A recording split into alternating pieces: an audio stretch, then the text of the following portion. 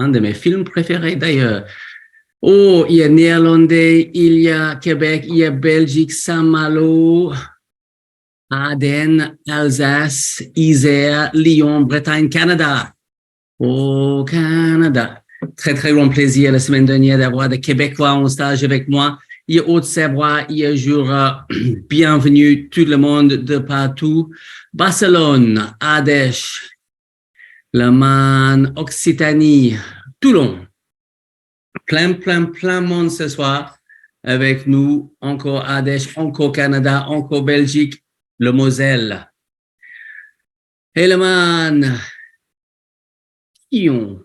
Les Yvelines, ah bah, ancien chez moi, Marseille, le Journal du Sud et Normandie aussi. Plein de monde avec nous. Donc, je vois ici en bas, ça monte, le nombre de gens encore au Québec. Je pense que quand je vais au Canada au mois de septembre, on va avoir un monde fou. On fait 2 stages. Il y a Montréal et Québec. Mais je pense qu'on va avoir un monde fou. Donc, très contente, pardon, je tousse déjà, de voir que on est très nombreux d'être connectés. Quelques petites astuces pour vous. Donc, ce soir, pas mal d'informations. Profite à fond. Prends un petit papier, prends un stylo, profitez. Le mieux qu'on en comprend, le mieux qu'on fait. Et c'est un sujet sur lequel on apprend toujours. Chaque jour que je travaille dans ce métier, j'apprends quelque chose de nouveau. Hier, on était en train de discuter sur différentes utilisations de renforcement positif. J'ai découvert un truc qui s'appelle looping et j'étais en train d'apprendre plein de choses. J'ai jamais entendu parler de ça. Et c'est juste un autre jour à la maison où on apprend pas mal de choses. Donc, il y a Est-ce qu'on peut juste ajouter un petit mot technique? Si vous allez parler dans le chat, est-ce que vous pouvez changer et juste mettre à tout le monde en bas? Parce que si ça dit à hôte et panéliste, il n'y a que nous qui voyons. Ah oui, d'accord. Donc, message. Donc, si vous pouvez juste changer ça en bas et mettre à tout le monde. Comme ça. En bas de le chat, il y a un petit truc marqué à tout le monde. Il faut cliquer sur ça, c'est ça? Comme ça, tout le monde voit là. Voilà. On peut tous voir. Sinon, il n'y a que nous qui voient là. Ah, OK. Et comment nous, on sait si c'est à tout le monde ou si c'est juste... Ah ouais, c'est marqué hôte et panéliste ou à tout le monde. Excellent. Donc, l'objectif, c'est que vous pouvez... Périgueux, c'est pas loin, tout ça. Donc, comme ça, tout le monde peut voir et pas juste hôte. Et comment ça s'appelle, panéliste? Nadia Ondiboud. Ah ben, bonjour Nadia. Nadia, équipe Ondiboud. Bienvenue à tous, bienvenue à toi. Bonjour Andy, bonsoir Nadia. Content que tu es là et bien sûr, tu es où Nadia? Tu es où en stage en ce moment? Puget-Ville, OK.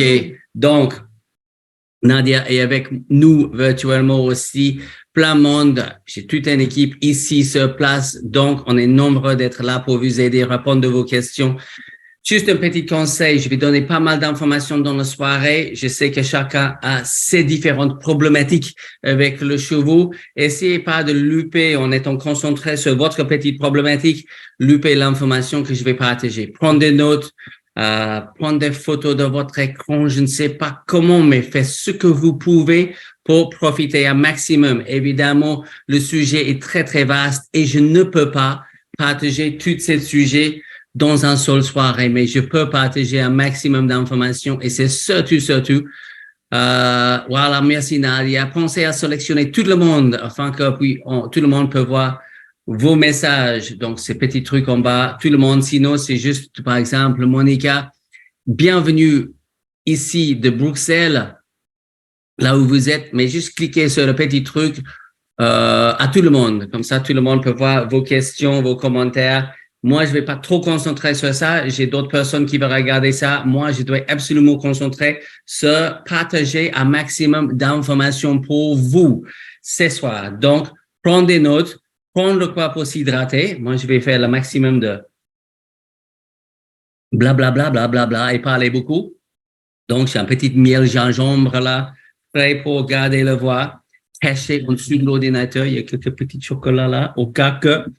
Et je vais rester à fond pendant le prochain heure avec maximum d'informations. Donc, apprendre tout ce que vous pouvez, poser des questions. C'est vraiment, ça fait partie de cette semaine immersion. J'espère que vous êtes nombreux. Est-ce que vous êtes nombreux d'être ici ce soir et vous avez participé dans la semaine immersion? Yes, j'espère. Parce que toute la semaine, chaque jour, vous avez une vidéo autour de midi. Yes, yes, yes, yes, yes. Ah, fallait pas louper ça, hein. Il fallait pas louper. Est-ce que, voici une question. Si quelqu'un dit, ah, ben, j'étais pas dans la semaine immersion, j'ai loupé tout ça, est-ce que cette personne peut attraper encore la semaine immersion maintenant? Oui. Yes.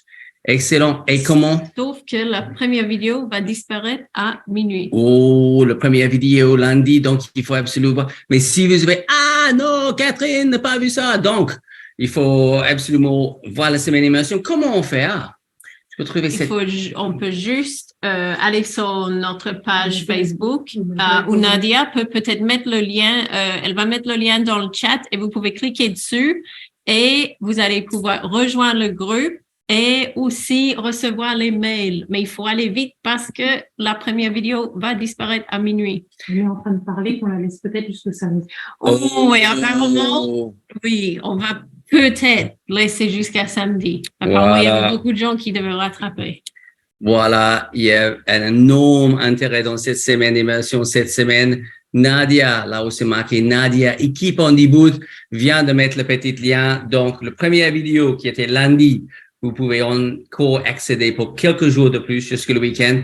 Peut-être pas maintenant. Oui, c'était tellement intéressant cette semaine d'immersion, extrêmement enrichissant. Merci beaucoup, Mathilde. Je fais ça un petit peu exprès parce qu'on a déjà fait des semaines d'immersion où on partageait pas mal des extraits de différentes formations, différents modules qu'on a.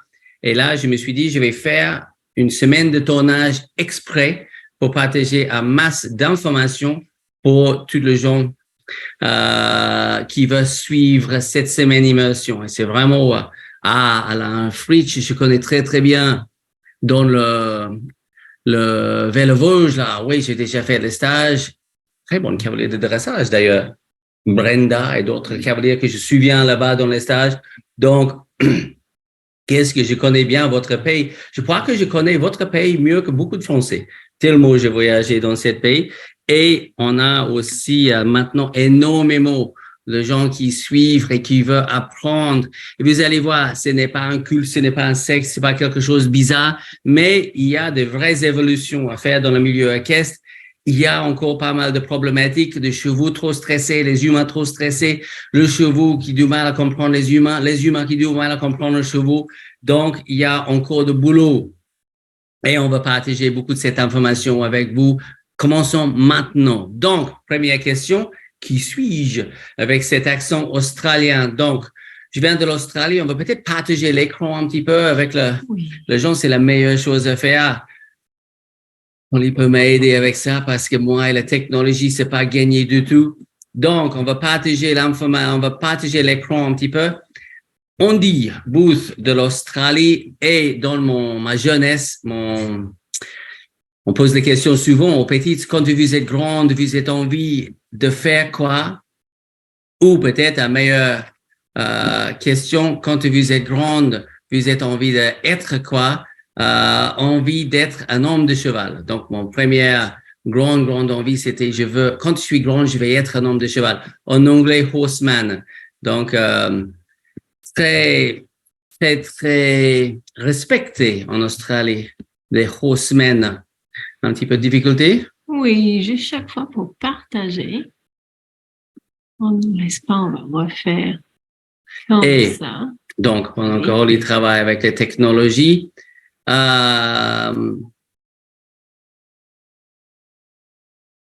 donc, grande envie d'être un homme de cheval.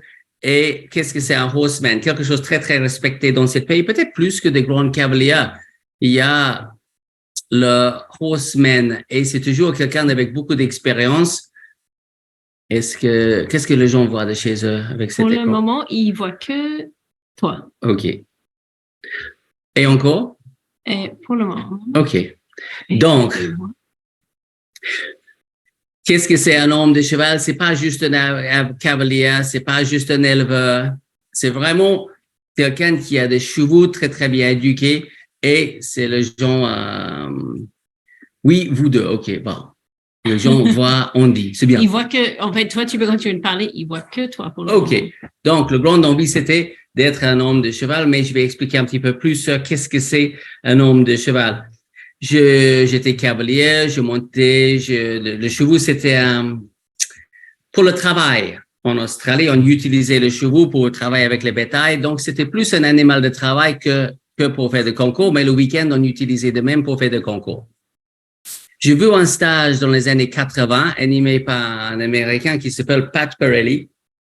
Et dans les premières quelques minutes de ce stage, j'ai bien compris que il y a énormément à comprendre que je n'ai pas encore compris. Dans les premiers quelques instants de son stage, c'était une démonstration de débarrage.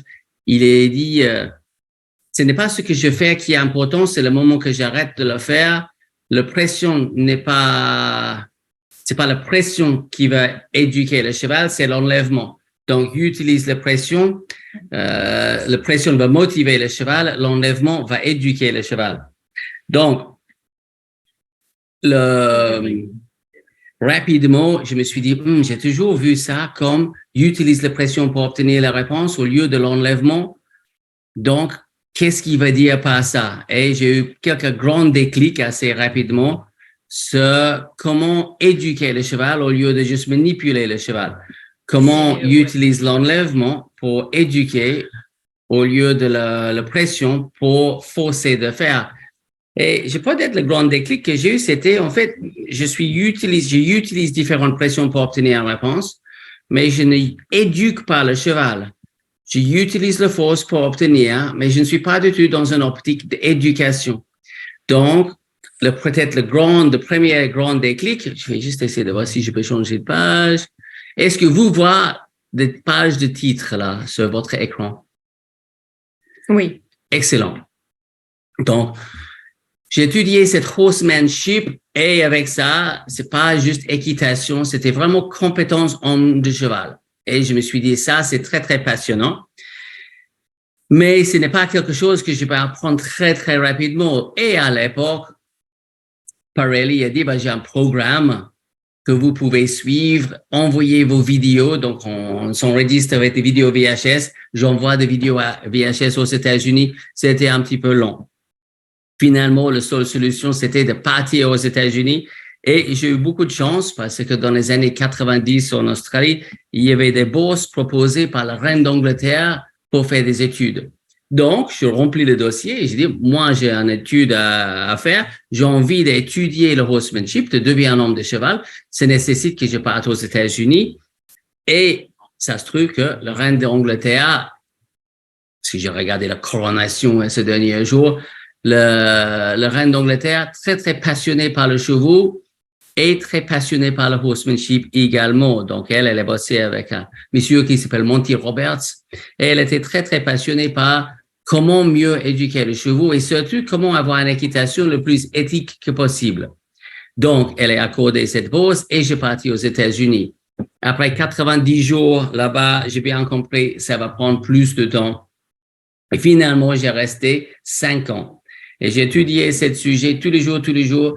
J'ai eu l'opportunité de débarrer des milliers de chevaux conseillés par des énormément d'expérience. Par exemple, il y a eu Stormy Lezos, le moitié zèbre, moitié cheval que j'ai débarré là-bas. À un moment, j'ai regardé autour de moi, je pense que j'ai eu autour de 260 ans d'expérience autour de moi. Avec Parelli, mais aussi les gens qui travaillent avec lui et aussi des vrais hommes de chevaux très, très expérimentés.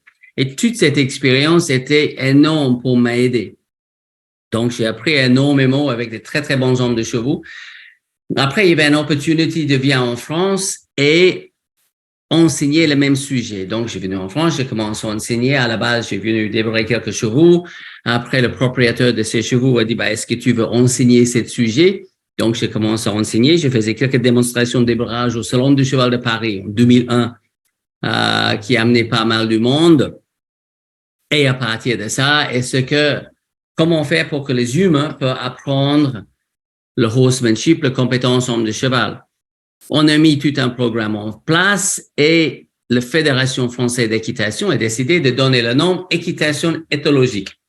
Mais moi, je voulais être un homme de cheval. Quand je suis grande, je voulais pas être un éthologue. Donc, je me suis dit, j'aime pas trop ce nom, mais c'est pas grave. Les scientifiques n'étaient pas très contents parce qu'un éthologue, c'est un vrai scientifique. Éthologie, c'est une science. Et moi, je ne connaissais pas grand-chose en science. Parce que la communauté scientifique n'était pas très contente avec cette appellation, je me suis dit, je vais quand même étudier la science un petit peu pour être respectueux à ces gens. Et j'ai trouvé que la science était très, très fascinant. Et c'est là où on comprend très bien comment, le soleil là, comment éduquer comment le processus de l'éducation fonctionne. Le soleil est en train de coucher ici. Donc, comment éduquer le cheval correctement? Quand j'ai appris tout ça aux États-Unis, c'était énormément basé sur les anthropomorphismes, qui sont très, très attirants. L'homme, c'est le leader. Le cheval va suivre un leader si le leader mérite le respect de son cheval. Donc, c'était vraiment dans une notion de hiérarchie, troupeau, comme si on utilise les effets de troupeau en étant les humains. J'ai trouvé que c'était très, très bien. Et quand j'ai étudié la science va expliquer que c'est assez anthropomorphique, qu'il y a une vraie science derrière l'éducation. Je n'attendais pas que c'était aussi passionnant. Je me suis dit, je vais étudier les sciences juste pour être gentil avec les scientifiques. Et ça se trouve que c'était une vraie révélation pour moi. Et je vais parler un petit peu de ça ce soir. Toutes les grands déclics que la science m'a amené dans l'éducation chevaux. J'étais déjà dans le milieu, j'ai déjà démarré pas mal de chevaux, mais la science m'a amené des déclics très, très importants. Après d'avoir étudié cette science pendant les années et appliqué cette science un petit peu sur l'éducation, sur l'application, l'éducation cheval, je me suis dit, au lieu de juste le horsemanship, je vais créer quelque chose qui s'appelle horseman science, la science derrière l'éducation cheval. Et éduquer ou expliquer le horsemanship par le biais plus scientifique. Donc, je vais cliquer là. Donc, le mieux qu'on fait, le moins qu'on appréhende. Ce que j'ai appris rapidement avec les sciences, c'est que le cheval, il y a un cerveau, mais il n'y a pas un cortex préfrontal comme le nôtre. Il y a une partie reptilien, il y a une partie limbique, mais le cheval n'est pas capable de réfléchir comme nous. Il y a plein d'exemples qu'on peut utiliser. Le cheval vit principalement dans l'instant, mais surtout, et peut-être le plus important, soirée comme ce soir, d'expliquer les choses assez importantes, les choses parce que le sujet est tellement vaste. La chose la plus importante de comprendre, c'est qu'il n'y a pas un aspect moral chez le cheval, que le cheval ne peut pas savoir la différence entre correct, incorrect, bien et mauvais. Donc, quand on entend qu'il fait ses bêtises, il fait son cinéma, il fait exprès, plein d'autres choses comme ça, en fait, non, le cheval n'est pas capable de faire une bêtise parce qu'il ne sait même pas qu'est-ce que c'est. Et ça, pour moi, c'était une grande révélation. Je me suis dit, mais j'ai des chevaux qui font plein de conneries, il fait plein de bêtises et parfois il est désobéissant et c'est même marqué sur des guides parfois sur la fédération internationale. On voit si le cheval fait une désobéissance. Mais est-ce qu'un cheval peut être désobéissant déjà? Si le cheval n'est pas capable de faire quelque chose, une erreur exprès ou de faire une bêtise, comment il peut être désobéissant? Et j'ai commencé à parler poser d'autres questions par rapport à tout ce que j'ai appris avant, où on a parlé beaucoup d'avoir le cheval respectueux. Mais est-ce que le cheval est capable d'être irrespectueux? Parce que si le cheval n'est pas capable d'avoir une mauvaise intention ou d'avoir un aspect moral, comment il peut être irrespectueux? Je parlais avec des scientifiques, je disais, oui, mais tu sais, il te marche dessus, il fait plein de choses.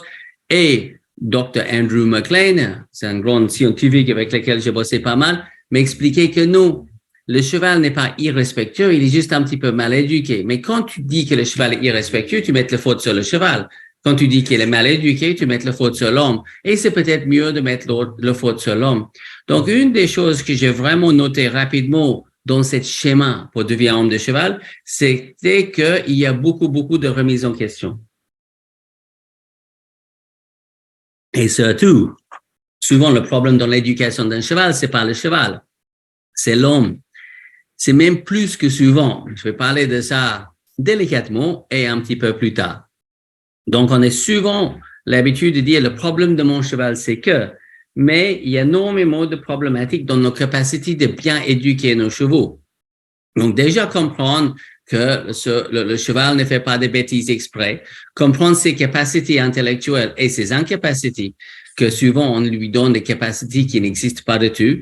Il essayait de me jouer un tour, il fait semblant de. Et j'ai trouvé que cette science a mis en question beaucoup de croyances. Et j'ai trouvé que dans le milieu équestre, il y a beaucoup de croyances. Les croyances sont très attirantes parce qu'une croyance peut toucher ce qu'on croit, la passion, le cœur. La science, c'est très intellectuel. Et on n'est pas dans le cheval pour le côté intellectuel, on est dans le cheval, on est dans le milieu équestre pour le côté passionnant. Donc, souvent, c'est difficile d'avoir un regard scientifique sur quelque chose aussi passionnant et je comprends très bien pourquoi il y a autant de croyances. Également, jusqu'à relativement récemment, dans le milieu équestre, la science n'était pas là. Et on voit bien sur l'histoire de l'humanité, quand il n'y a pas de science, il y a de croyances. Il y a des milliers de religions différentes. Tout le monde cherche une raison pourquoi on existe. Et on développe chaque pays, chaque culture, chaque peuple a inventé des croyances. Maintenant, avec plus de science, on comprend un petit peu mieux l'évolution. Il y a encore des choses à faire. Et la science sur l'éducation animale a beaucoup développé. Se développe énormément dans le milieu aquatique. Ça se développe pas mal ces derniers 30 ans dans le milieu canin, dans le milieu chien. Dans le milieu équestre, dans le milieu cheval, il y a encore beaucoup de boulot à faire. Pourquoi? Parce que dans le milieu équestre, il y a beaucoup de traditions. Et les traditions, souvent, ça fait un petit peu de frein à l'évolution. Mais quand on comprend cette science et quand on comprend comment le cheval apprend à comprendre, on peut tout à fait utiliser l'éducation animale, tous les grands aspects de l'éducation animale dans l'éducation de nos chevaux. De ne pas faire, c'est une sacrée erreur. L'information n'était pas là jusqu'à relativement récemment, mais maintenant que l'information existe, on peut avoir des chevaux beaucoup mieux éduqués. La première chose à éduquer, par contre, c'est pas le cheval, c'est les gens, les humains. Donc, éviter un maximum les anthropomorphismes. Les anthropomorphismes, c'est de mettre le cerveau de l'homme dans la tête d'un cheval. Particulièrement par rapport à toutes les bêtises qu'il peut faire, mais aussi parfois, on n'est pas très efficace dans l'éducation du cheval parce qu'on veut qu'il m'aime. Donc, on donne le friandise, des carottes et tout ça un petit peu aléatoire. Et après, on est débordé par un animal mal éduqué. Donc, parfois, les gens sont trop dans la punition. Parfois, ils sont pas trop dans la carotte. Peut-être petit truc intéressant, c'est de là où vient cette nom carotte stick. Parce qu'aux États-Unis, on a dit qu'il y a des gens qui sont un petit peu trop carottes, il y a des gens qui sont un petit peu trop stick, trop punition, il y a eux qui sont trop gentils mais pas efficaces, donc débordés par le chevaux mal éduqué. Et entre les deux, il y a le carotte stick. Donc, voilà, petite histoire assez intéressante. On voit aussi l'anthropomorphisme sur plein de choses par rapport aux chevaux. Il est très important de comprendre que nous, par exemple, on veut bien 3 repas par jour, mais le cheval n'est pas fait pour manger petit-déj, déjeuner et dîner. Nous, on est bien d'être abrité quand il fait un petit peu froid, mais le cheval n'est pas fait pour vivre dans un abri. Il est certainement fait pour manger de fibres, 16-18 heures par jour. Il est fait pour déplacer, en diagonalisation et déplacer, et il est fait pour avoir une vie sociale. Pas vraiment parce qu'il aime ses amis, mais parce que ça donne un sens de sécurité. Le plus qu'on est nombreux, le moins je suis en danger. Donc, quand je nage en Australie, je vois la mer, je préfère de nager là où il y a pas mal de monde. Mais aller nager toute seule sur un endroit, ça fait un petit peu peur. Donc, l'instinct grégaire de chevaux. Et le plus que le cheval est anxieux, le plus que le cheval est stressé, le moins le cheval est connecté avec l'homme, le plus qu'il est anxieux, grégaire, stressé et toutes ces choses-là. Donc, tout cette stress, tout ces problèmes de grégarité, tout ces problèmes d'anxiété, de séparation, énormément de ces choses-là, le problème, c'est pas le problème. Le problème, c'est les conséquences d'une absence de bonne éducation. Et on va parler beaucoup plus de ça dans la soirée, mais le mieux que le cheval est éduqué, le moins qu'on a toutes ces problématiques-là. Souvent, les gens pensent que le problème, c'est le problème. Ah, le problème, c'est qu'il est maigre et grégaire. Le problème, c'est que quand on est tout seul dans la forêt, il est hyper stressé. Le problème, c'est que quand on est en groupe et on se sépare des autres, il devient super stressé.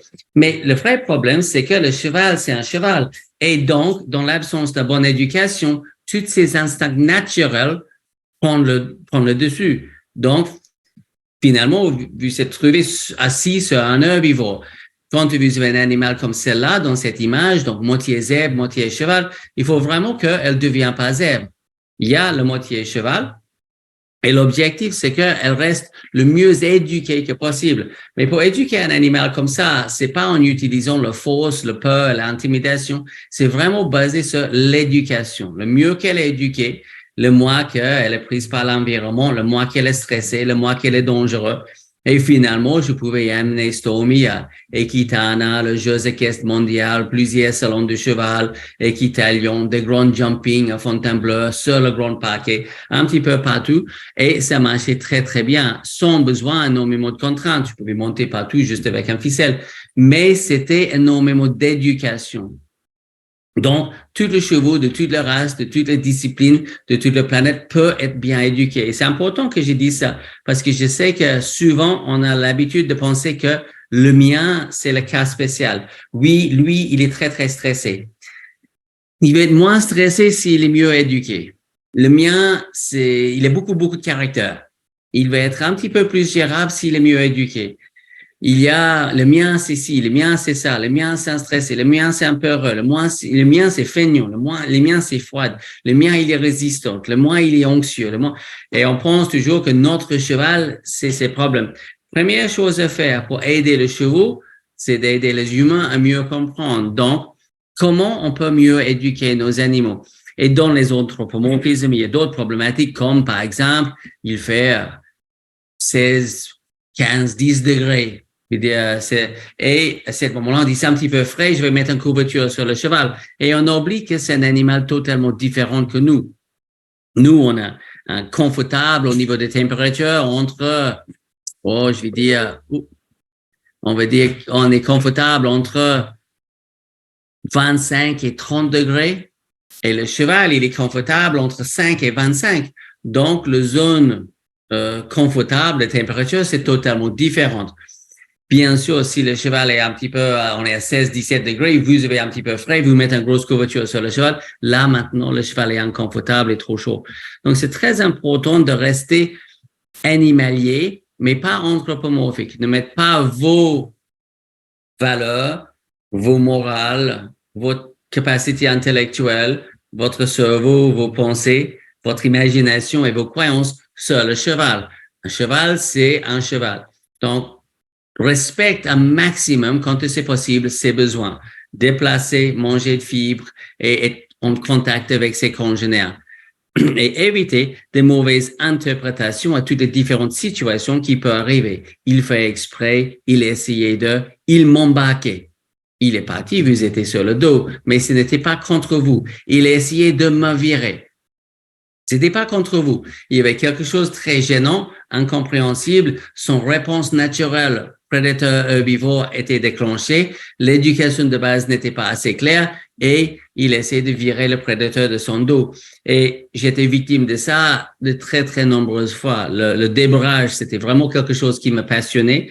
Et à partir de le moment que j'ai eu cette découverte de la horsemanship, la compétence homme de cheval, tout est changé dans le débrage. Ou avant, c'était un petit peu le roulette russe. Soudainement, c'est devenu un processus assez clair. Et ça a aidé beaucoup parce que, comme je disais en haut de cette page, le mieux qu'on comprend, le moins qu'on appréhende. Je trouvais que le roulette russe était assez dangereux, que chaque fois que je montais un jeune cheval, est-ce que ça va aller ou est-ce que je vais être viré? Et à partir du moment que j'ai bien compris comment le cheval apprend à comprendre les choses, je pouvais mieux expliquer chaque étape et soudainement, le grand danger de débrage était quasi effacé. Bien sûr, ça reste toujours un herbivore de plusieurs centaines de kilos, mais c'est l'absence de compréhension qui amène énormément de danger. Donc, je ne vois juste pas le titre en haut là. Je pense qu'on est sur son CV. sensibilisation ou désensibilisation. OK. Donc, tout ce qu'on fait avec le cheval, ou on sensibilise ou on désensibilise. Et, oups, ça. Donc, tout ce qu'on fait, ou on augmente la sensibilité, on conditionne la réponse, ou on ne fait pas. Donc, expliquer ça le plus clair, parce que c'est tellement important de comprendre et de ne pas faire un quand on devrait faire l'autre. Je mets l'anti-mouche sur un cheval. Il est un petit peu peur, il trouve ça gênant, il déplace, j'arrête l'anti-mouche. Là, je suis en train de conditionner une réponse. Donc, je suis dans la boîte sensibilisation. C'est un petit peu une vulgarisation de la science, mais c'est pour être le plus compréhensible que possible. Donc, là, je vais conditionner une réponse à l'anti-mouche. Je fais l'anti-mouche, le cheval bouge, l'anti-mouche s'arrête.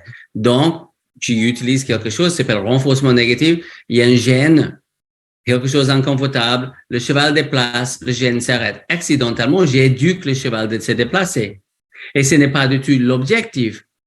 L'objectif, c'est désensibiliser. Donc, il faut que j'utilise plus plein de techniques de désensibilisation, approche, retraite, toutes les différentes techniques. Le but, c'est d'amener le cheval vers habituation. Mais pour habituer le cheval à quelque chose, il faut faire attention de ne pas sensibiliser, pas éduquer à la réponse. Donc, quand je veux désensibiliser, je fais progressivement beaucoup de modelage, trouver un point de départ et éduquer le cheval de ne pas répondre à ça. Ne répondre pas quand je mets le sel. Ne répondre pas quand je fais le montoir. Et peut-être aussi prendre le temps d'éduquer le cheval, de rester immobile. Dans la petite image là, il y a Laura en train de bosser avec un drapeau, mais il y a une éducation mise en place. On éduque le cheval que si tu bouges, il y a plus de boulot. Si tu restes immobile, le problème s'arrête. Donc, on éduque le cheval de ne pas bouger face à certaines situations. Et à partir de ça, quand il y a cette éducation de l'immobilité, on utilise ça dans plein de situations différentes. Mais il y a très peu de cavaliers qui prennent le temps, mais c'est relativement rapide d'ailleurs, d'éduquer le cheval de ne pas bouger. Mais il y a beaucoup de cavaliers qui plaignent qu'il bouge à la barre de tâche, il bouge à la montoir, il bouge quand je le brosse, il bouge quand je fais ci, il bouge quand je fais ça, il est très agité quand je l'attache, il bouge beaucoup dans le vent, il transporte mal. Mais est-ce que le cheval était éduqué? Déjà, est-ce que l'éducation de l'immobilité a été mise en place? Si on réfléchit sur notre éducation avec les chiens, c'est une des choses qu'on met en place très, très rapidement. Par exemple, assis, restez là, viens ici. Et on éduque le chien de ne pas bouger. Restez là. OK, très bien, viens ici. On éduque l'animal de ne pas bouger. Mais avec le chevaux, on utilise pas mal de contraintes. On essaie de les attacher. Dans d'autres cultures, comme en Australie, il y a des entraves, il y a plein de manières.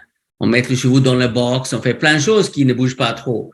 Mais il n'y a pas l'éducation de rester immobile. Et au début, quand j'ai arrivé en Europe, j'ai surtout vu ça dans la remise du prix, où il n'y avait pas une éducation, on arrête et on ne bouge pas.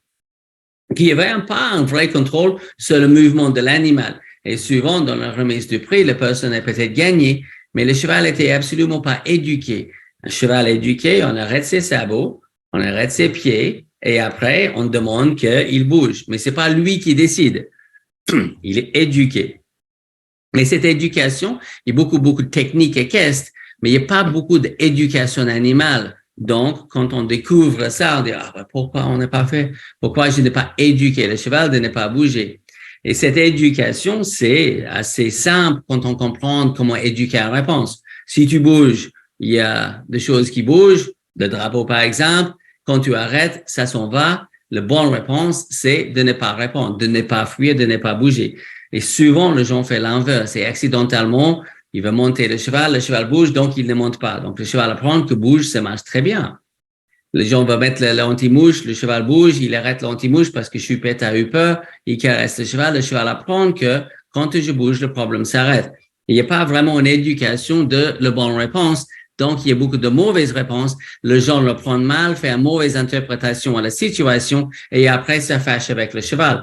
Problématique étant que si je fâche avec le cheval parce qu'il bouge à l'anti-mouche, je l'ai éduqué de bouger. Après, je suis fâché avec lui parce qu'il bouge. Après, je vais le tourner, je râle un petit peu. Et maintenant, le cheval fait une association très aversive à cette situation et le problème peut dégrader. Donc, énormément de problèmes de confusion. Et qu'est-ce? L'homme ne comprend pas le cheval, donc, par conséquence, le cheval ne comprend pas l'homme et pas mal de problématiques. Ne fait pas un quand on devrait faire l'autre. Par exemple, on peut aussi sensibiliser quand on devrait désensibiliser. On peut aussi désensibiliser quand on devrait sensibiliser. Par exemple, je mets les jambes, le cheval répond bien, il avance, j'enlève pas les jambes, je maintiens le mouvement. Là, le cheval va répondre moins en moins les jambes parce que je le maintiens. Donc, il s'habitue. Ou maintenir le contact, maintenir le contact, maintenir le contact. Le cheval s'habitue à la pression buccale et maintenant, il est plus en plus lourd dans la bouche.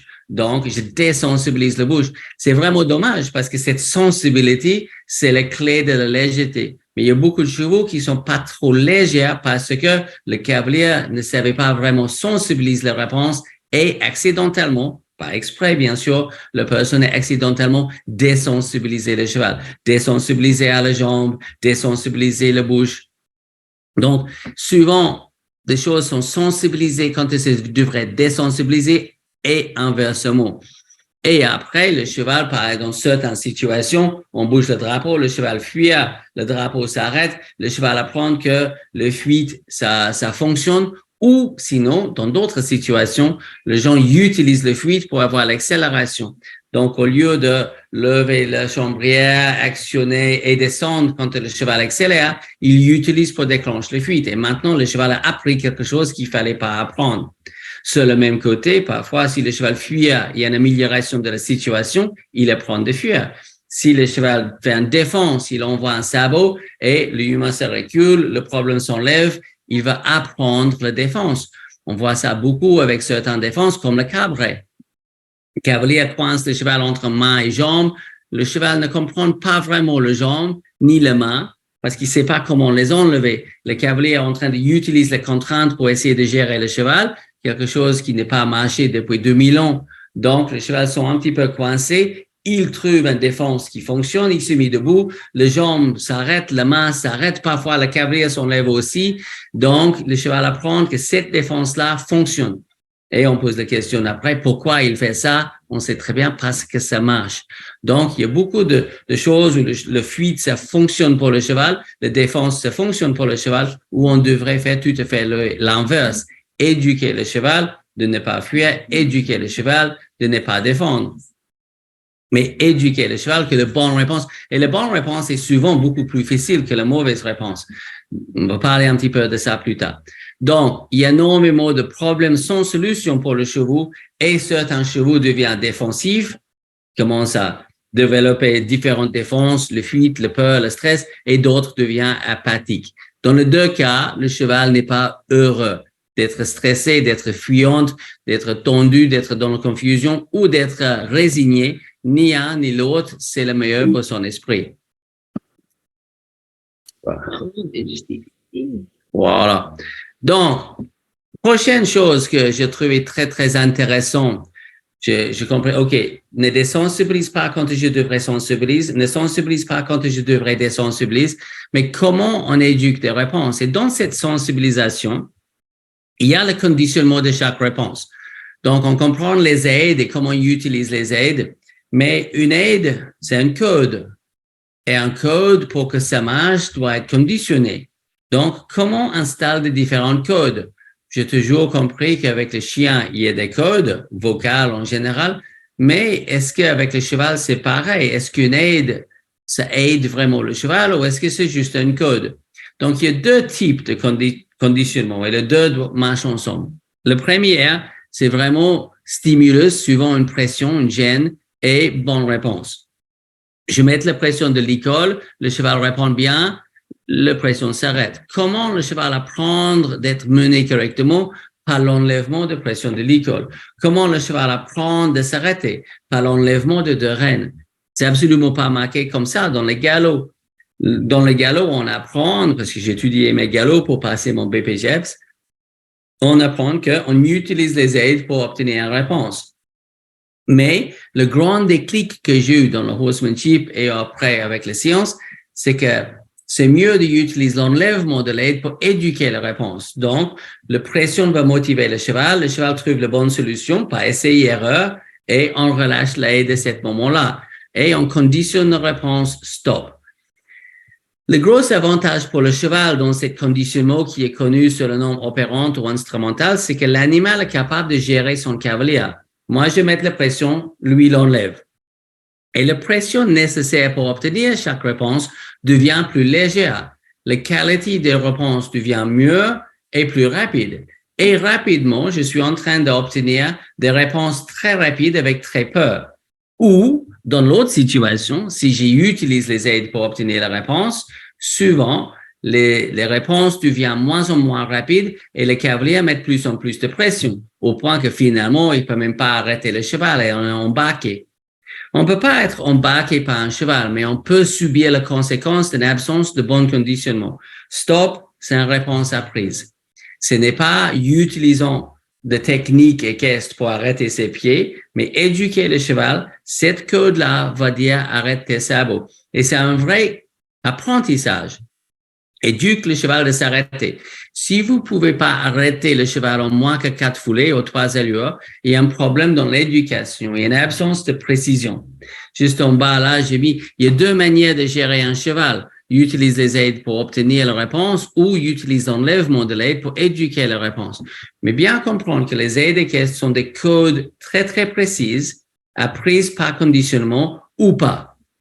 Et la majorité des cavaliers ne sait pas qu'est-ce que c'est le conditionnement et encore pense que c'est quelque chose de mauvais. On va pas tomber dans le conditionnement. On va tomber dans quoi alors? Parce que si on tombe dans ça, qu'est-ce qu'on va? On va lui montrer l'iPad, on va lui lire une histoire, on va expliquer le galop. Comment on va faire? Des vraies réponses à une aide, c'est un conditionnement avec précision. Un conditionnement, c'est pas cruel. Vous êtes même conditionné par votre voiture. Quand tu veux mettre par la ceinture, ça va faire bling, bling, bling, bling. Et après, vous mettez la ceinture pour arrêter cette bruit assez aversive. Après, ça devient une habitude et vous mettez dans la voiture et tu mets la ceinture. Mais vous n'allez pas subir quelque chose horrible par cette voiture. Quand on conditionne des réponses chez le cheval, c'est pareil. On donne le cheval une solution aux aides. Je mets les jambes, le cheval répond, le jambe s'en va. Je mets la main, le cheval répond, la main s'en va. L'important, c'est de relâcher l'aide au bon moment, quand le cheval répond bien. Le gros avantage pour le cheval, c'est que son monde, son environnement, son Umwelt, comme on dit, dans la science, devient gérable. Et chaque fois que vous utilisez une aide, le cheval répond rapidement parce qu'il sait qu'est-ce qu'il peut faire pour que l'aide s'arrête. Une aide, c'est quoi? Une aide, c'est une pression gênante, en général. C'est les jambes, c'est le licol, c'est la main, c'est autre chose. C'est une pression gênante. Et le vrai intérêt du cheval, ce n'est pas de répondre à l'aide, mais de savoir comment l'enlever. Donc, est-ce que des réponses aux aides étaient éduquées et est-ce que le cheval peut gérer vos aides? Je sais, souvent, on apprend différemment. On apprend d'utiliser les aides pour gérer le cheval. Mais vous pouvez aussi utiliser l'enlèvement de l'aide pour que le cheval puisse gérer vos aides. Et à ce moment-là, on est dans un win-win. J'ai très fortement l'impression que je peux gérer mon cheval. Mais je pense que mon cheval a très fortement l'impression qu'il peut gérer son Australien. Moi, je mets les jambes, il répond, le jambe s'en va. Je mets la main, il répond, la main s'en va. Et chaque code est installé avec précision. C'est des réponses aux aides. Mais c'est un conditionnement avec précision.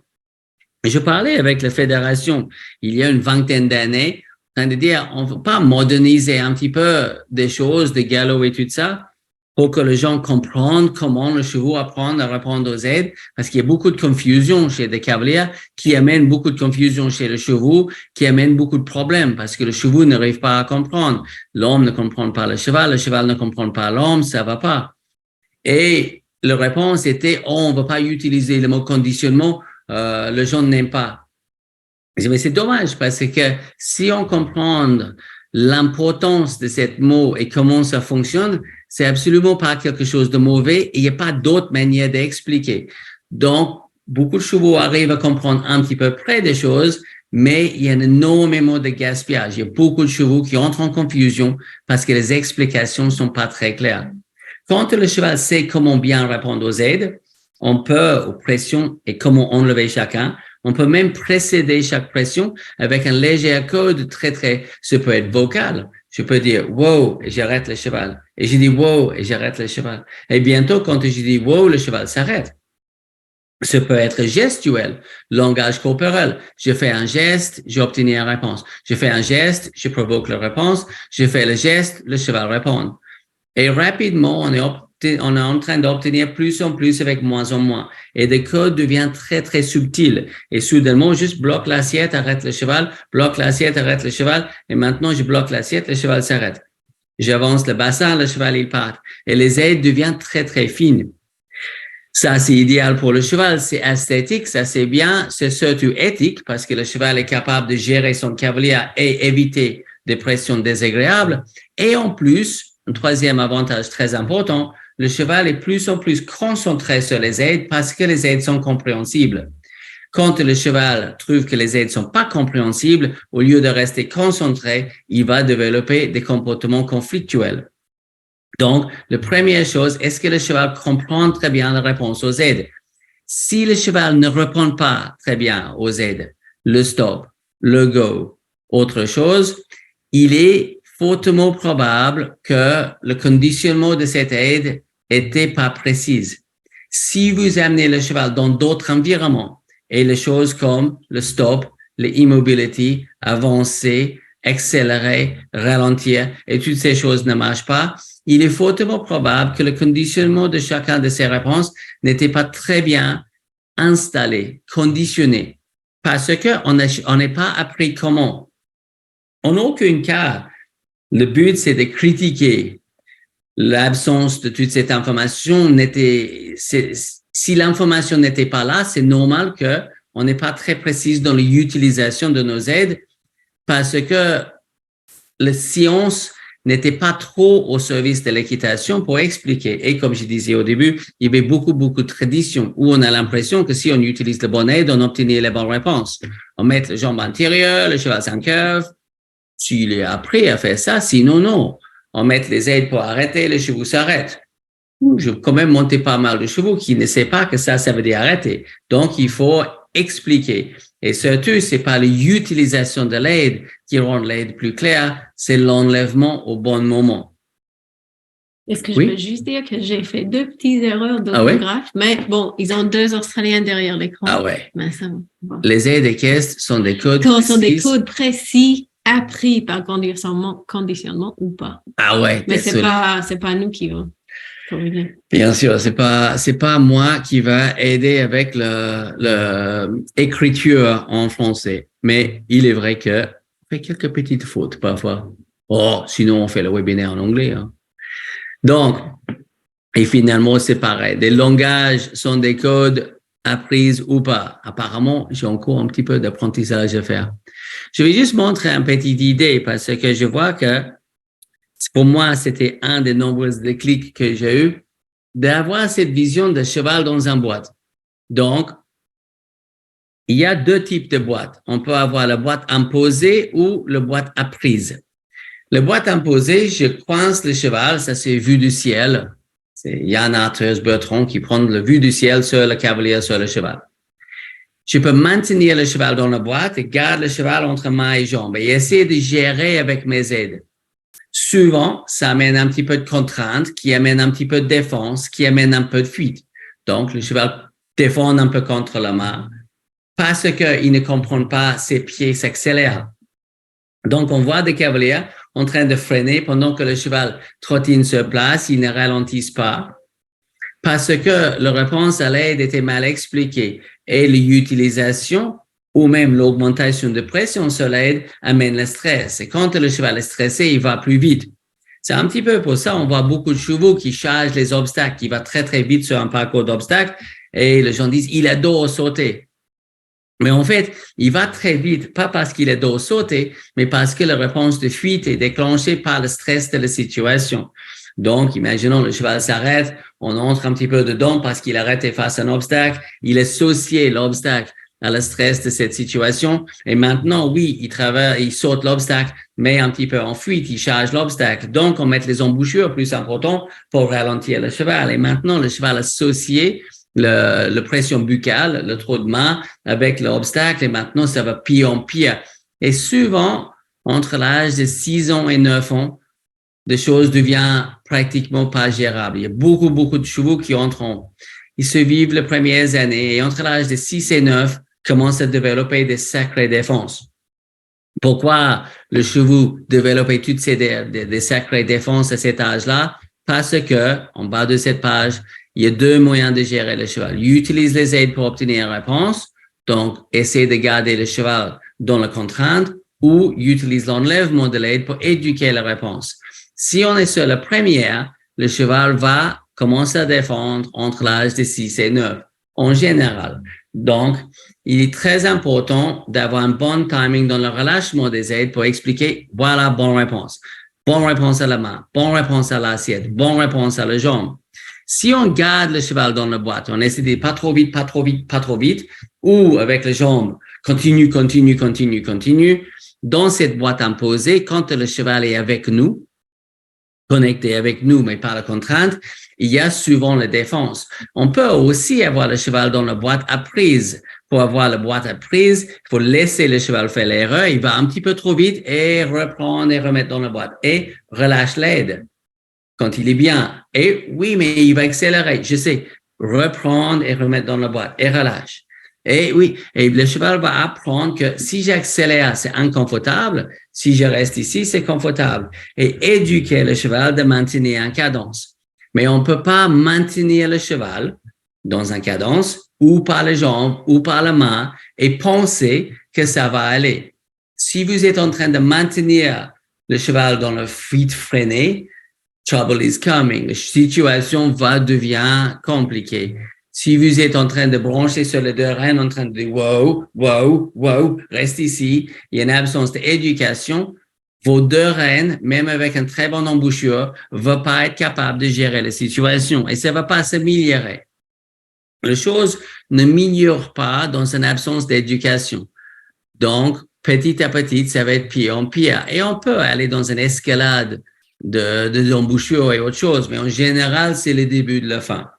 Donc, éduquer, utilise dans une situation facile, pas à fond la manette au galop dans la forêt, mais dans une situation facile, éduquer le cheval, il accélère un petit peu trop, prendre, ralentir ses sabots et relâche. Et oui, mais il va accélérer quand je relâche, je sais. Laisse faire un petit peu et reprendre. Et relâche et reprendre. Faire en sorte que la mauvaise réponse, l'accélération, est inconfortable pour le cheval et la bonne réponse, maintenir la cadence, est confortable pour le cheval. Mais éduquer la cadence, éduquer le cheval de rester dans la boîte. C'est très important parce que si vous avez une boîte imposée, le cheval est gardé dans la boîte par la main et jambes, son seule envie, c'est de quitter la boîte. Si vous avez une boîte à prise, son seule envie, c'est de rester dans la boîte. Parce que quand il quitte la boîte, c'est inconfortable. Réfléchir sur la différence. Je donne un exemple un petit peu plus facile, plus basique. Je tiens le cheval immobile, je tiens le mousqueton ici, je tiens le cheval immobile. Est-ce qu'il est confortable là? Non, parce que je le tiens. Je relâche. Ah oui, voilà, il va bouger. OK, et je reprends, et je remets, et je relâche. Et il part, et je reprends, et je remets, et je relâche. Et bientôt, le cheval va comprendre que si je reste ici, c'est confortable. Si je pars, c'est pire. Donc, je reste ici. Et oui, ça nécessite quelques corrections. Mais finalement, je n'ai pas besoin de tenir le cheval immobile. Je rends le fait de partir inconfortable et le fait de rester confortable. Donc, au lieu de tenir le cheval immobile, ici, je éduque le cheval de rester ici et immobile. Tu vois la différence? Et beaucoup de réponses humaines, parce qu'on est comme ça, on est des sacrés primates, c'est de garder le cheval ici. Donc, la bonne réponse est inconfortable, la mauvaise réponse est plus confortable. Le but, c'est de faire l'inverse et rendre la mauvaise réponse inconfortable et la bonne réponse confortable. Donc, on peut éduquer tous les chevaux de toute la race, de toute la planète, de maintenir un cadence. Et quand on voit tous les élèves qui galopent sans les rênes et avec le côtelette et tout ça, c'est pas pour faire le spectacle ou pour monter en ficelle parce que c'est pas très intéressant. Mais la chose qui est intéressante, c'est d'éduquer le cheval de maintenir ses allures au lieu d'essayer de garder le cheval dans les allures. Plus l'éducation, moins de contraintes. Oh, ouais, j'ai un petit renforcement négatif et renforcement positif. Très important de comprendre comment renforcer une réponse. Comprendre bien que renforcement, c'est pas du tout la même chose. Souvent, le renforcement négatif, les gens pensent que c'est punition. C'est deux choses différentes. Punition, l'objectif, c'est diminuer la probabilité d'une réponse. Renforcement, l'objectif, c'est augmenter la probabilité d'une réponse. Donc, dans le renforcement négatif, ça veut dire, par utilisation de ce mot, soustractif. C'est l'enlèvement d'une demande au bon moment. Renforcement positif, c'est additif. On ajoute quelque chose d'attractif. Donc, quand on renforce ou on enlève quelque chose que le cheval trouve aversif ou on ajoute quelque chose qu'il trouve attractif. Et on parle pas trop de négatif et positif dans les émotions parce qu'il n'y a pas de connotation émotionnelle. Soustractive ou négative, c'est enlèvement. Positive, c'est ajouter. Même dans la punition, je vais parler un petit peu après de ça, mais punition, c'est pareil. Si je donne le cheval un baffe parce qu'il a fait une bêtise, évidemment, le cheval ne peut pas faire une bêtise. Donc, pourquoi je donne le baffe? Mais si je faisais ça, ça s'appelle une punition positive. Pourquoi? Parce que la punition était ajoutée après la bêtise. Le problématique, c'est que dans l'absence de cette cortex préfrontal, le cheval ne peut pas dire « Ah, c'est parce que je viens de faire ça que j'ai pris un baffe, donc il faut que je fasse ultérieurement pour éviter le baffe qui vient de m'arriver. » Si tu veux rendre un comportement confortable, il faut que c'est dans l'expression de le comportement et sans agression, sinon il y a plein de problèmes associatifs. Donc, bien comprendre que le cheval ne apprend pas comme nous. La manière d'éduquer le cheval, c'est absolument pas la même chose que l'éducation humaine. Souvent, les gens disent, oui, c'est comme avec les enfants. Okay. Parfois, il y a des similitudes, mais le cheval n'est pas un enfant. Le cheval, c'est un cheval, un enfant, c'est un enfant. Donc, c'est deux choses très, très, très différentes. Et l'information, dans l'absence de science, était pas trop là.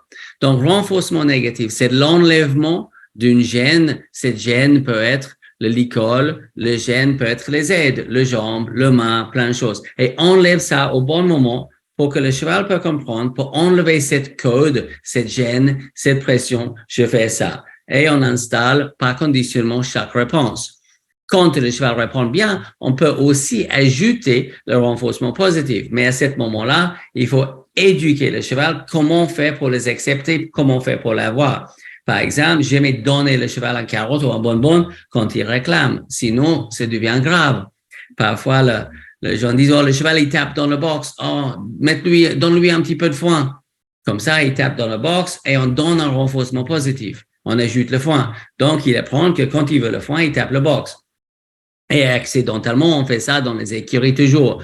Le cheval s'agite dans le box, donc on lui donne à manger, donc il apprend de s'agiter dans le box particulièrement autour des repas. C'est accidental, je comprends bien, mais on vient de renforcer positivement un mauvais comportement. Et malheureusement, on fait ça assez régulièrement. Beaucoup de gens qui achètent dans les salons des bonbons, très peu de gens qui savent comment les utiliser. Donc, j'ai Holly à côté de moi, elle est en train de prendre de petites captures d'écran de vos questions et tout ça. Je vais continuer et je vais regarder des questions à la fin de cette webinaire. Mais on peut utiliser des carottes, on peut utiliser des pommes, on peut utiliser des bonbons. Il y a manière de l'utiliser avec précision et sinon, c'est un petit peu aléatoire, sans précision. Et ça peut amener des problèmes. Et souvent, j'entends, ah oui, mais j'aime pas de nourriture, j'aime pas utiliser le renforcement positif, c'est rendre mon cheval, gna, gna. Mais en général, le problème, c'est pas la carotte. La carotte, il est pour rien. La manière que c'était donné, la précision avec laquelle la réponse était conditionnée était tellement imprécise, sans connaissance totale, que oui, maintenant, il y a des problèmes. Mais ce n'est pas la faute du carotte, c'est pas la faute du bonbon, c'est l'absence de compréhension de comment on utilise le renforcement positif. Et la même chose, quand la réponse aux aides n'est pas précise, il y a une problématique dans l'installation de le code, dans la manière que la réponse était conditionnée. Si vous pouvez pas arrêter le cheval maintenant, ce n'est pas chercher un autre embouchure, chercher autre chose, c'est conditionner la réponse avec plus de précision. Quand les réponses sont conditionnées avec précision, ça marche pas tout et tout le temps. Mais si cette science n'est pas appliquée, on comprend ça bien dans les grands animaux, dans le milieu aquatique avec des orques.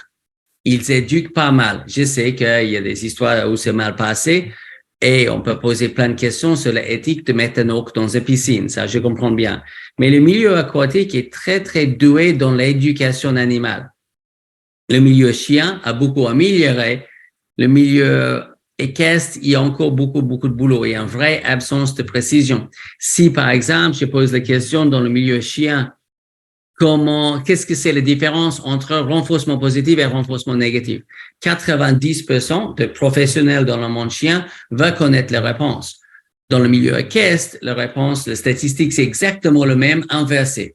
90% de cavaliers ne savent pas comment conditionner une réponse ou comment ils utilisent le renforcement positif et négatif avec précision. Et c'est pour ça que, malheureusement, il y a beaucoup de chevaux qui entrent en difficulté et beaucoup de cavaliers qui entrent en difficulté aussi. Les statistiques sur les accidents sont pas bons. Les statistiques sur les chevaux en difficulté sont pas bonnes non plus. Mais le problème, c'est pas l'équitation. Le problème, c'est même pas le cheval. Le problème, c'est notre capacité d'adapter l'équitation à cet animal. On peut garder les mêmes techniques, mais il faut expliquer aux chevaux à mieux comprendre.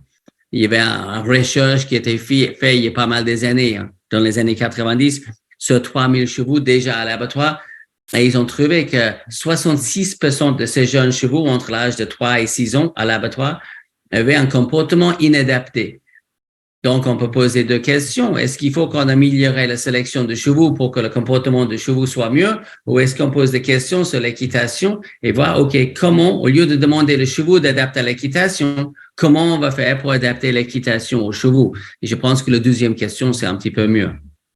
Donc, le cheval apprend pas l'enlèvement d'eux. Il apprend de bonnes réponses, il apprend de mauvaises réponses. Lui ne sépare pas le deux. C'est des réponses qui fonctionnent ou les réponses qui fonctionnent pas. Quand un cheval cabre pour enlever des pressions de main, de jambes ou même le cavalier, il fait pas ça contre le cavalier.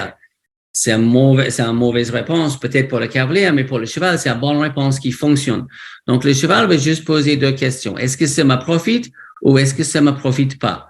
Si ça me profite, je le fais. Si ça me profite pas, je ne fais pas. Aucun cheval a envie d'être inconfortable. Donc, quand il sait quelle réponse va améliorer sa situation, ça, c'est la réponse qu'il fait. Bonne réponse, mauvaise réponse, aucune différence pour lui. Le but, donc, comme je disais, augmente la probabilité d'un comportement. Comment augmente la probabilité qu'il s'arrête maintenant? Augmente la probabilité ou avec punition, objectif, diminuer la probabilité d'un comportement. Deux choses totalement différentes. Enlève quelque chose que le cheval n'aime pas ou ajoute quelque chose qu'il aime. Qu'est-ce qu'il n'aime pas? Pression de l'école, pression de jambes, pression dans sa bouche. Toutes ces différents aides équestres sont des pressions que le cheval va pas aimer. Il veut bien savoir comment les enlever. Et après, vous pouvez avoir des légers contacts avec certains aides. Le contact de vos jambes, on peut pas garder les jambes dans l'air, le contact avec les mains. Mais on peut éduquer le cheval que quand il y a une pression, comment céder. Contact et pression, c'est deux choses différentes. Donc, souvent, quand on a un problème avec un cheval, c'est que le renforcement négatif était mal utilisé et le cheval a trouvé comment enlever une aide, une demande, une pression avec une mauvaise réponse. Tape le cheval sur la fesse avec un badine, il lance les deux sabots, ça s'arrête. Ou même quand je brosse un cheval, parfois brosse avec un brosse qui n'est pas confortable, le cheval tape, on enlève le brosse, le cheval apprend de taper quand on le brosse.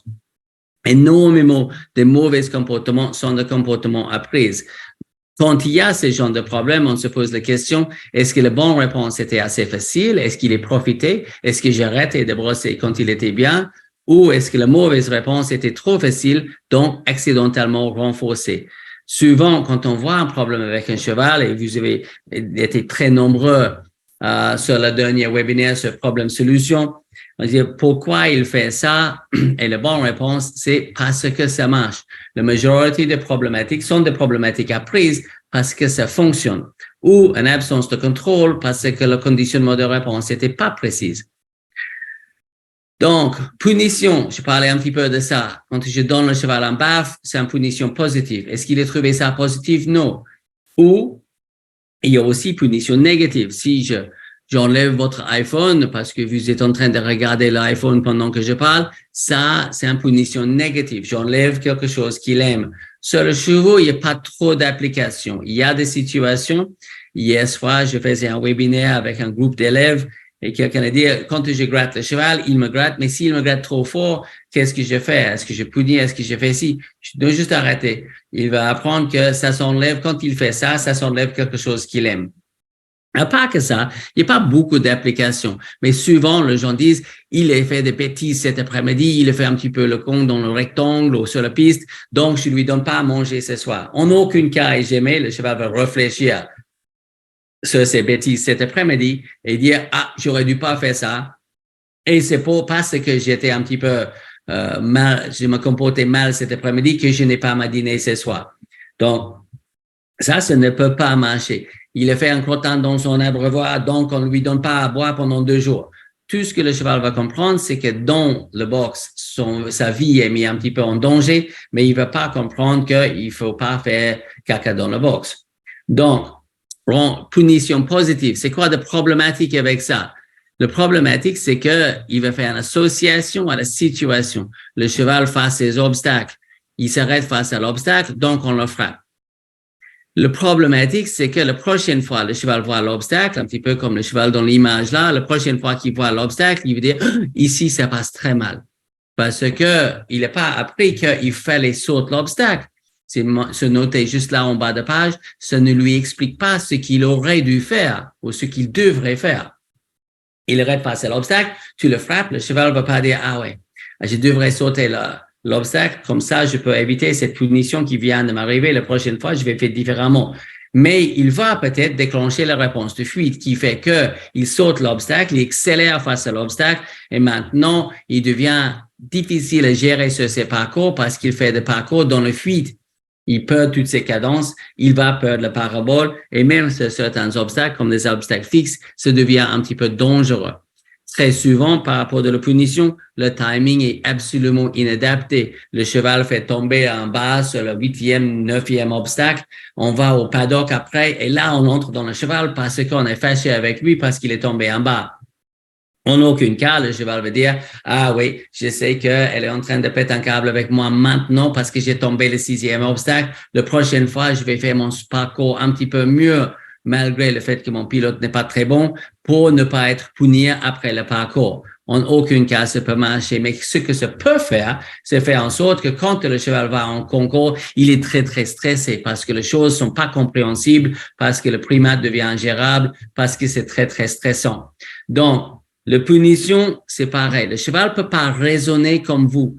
Donc, c'est très, très, très peu adapté à la situation. Si j'étais avec un cheval qui mord, je pouvais lever les bras à bloc au moment qu'il le fait. Mais si j'agresse le cheval même, il me chope et après je donne un baffe, le problématique, c'est qu'après, pendant longtemps, chaque fois que je bouge le main un petit peu vite, le cheval va avoir peur. Mais il veut pas forcément apprendre qu'il fallait pas mordre. Une punition positive dans un bon timing doit arriver pendant l'expression de le comportement. Et ça, sur plein de choses, comme des défenses comme ça, c'est très, très compliqué. Mieux bien éduquer l'animal pour pas avoir les défenses. Les défenses, souvent, c'est parce que la bonne réponse n'est pas assez profité le cheval, donc il fallait trouver un autre. Surtout dans cette petite groupe entre 6 et 9 ans où il y a beaucoup de chevaux qui entrent en difficulté. Donc, punition, bien comprendre, c'est pas parce que je ne suis pas bisounours ou quelque chose comme ça. Je viens d'un milieu assez rustique. Je sais qu'est-ce que c'est un animal.